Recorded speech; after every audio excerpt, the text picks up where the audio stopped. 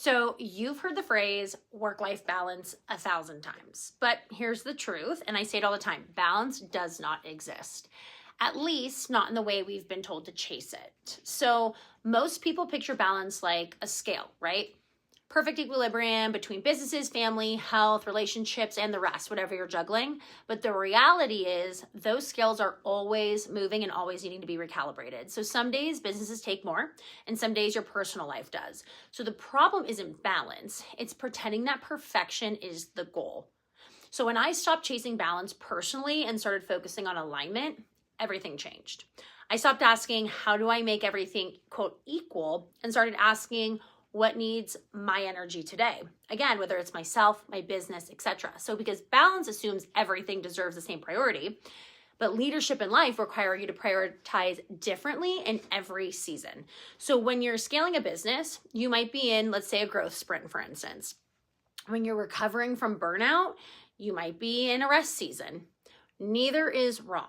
What matters is that it's intentional for you, that you are the one deciding where your energy goes, not feeling guilty or letting outside others really set your expectations. So here's what I've learned coaching entrepreneurs, team leaders, and high performers in general. People don't burn out because they are working too much. They burn out because they are working without clarity. So let's talk about that.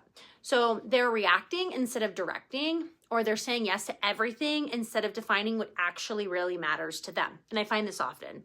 That's why, personally, I create priority lists instead of chasing or balancing charts. So for each morning, I look at my businesses and ask, what's the one thing that will move the needle today, especially if I'm feeling behind? What's the one thing that gives me energy? If I can answer both and I get them done, for me, I have won the day.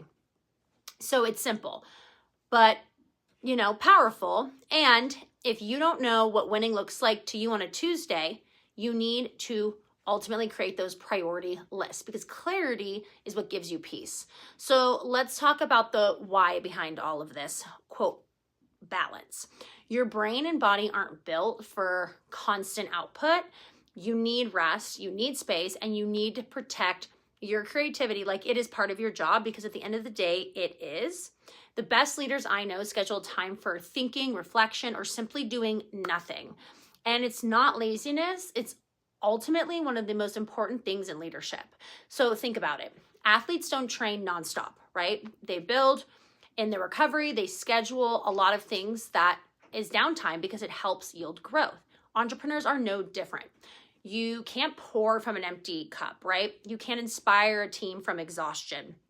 So leisure, or what I like to call intentional white space, especially on your calendar, is where real innovation happens. So some of the best ideas that I've had didn't come from sitting in a meeting room or ultimately reading a report. They came while driving, walking, meditation, journaling in the morning.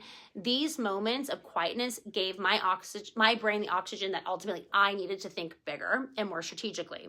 So if you're stuck in the cycle of I'll rest when I'm done, here's your reminder from me today. You'll never be done. The to-do list does not end.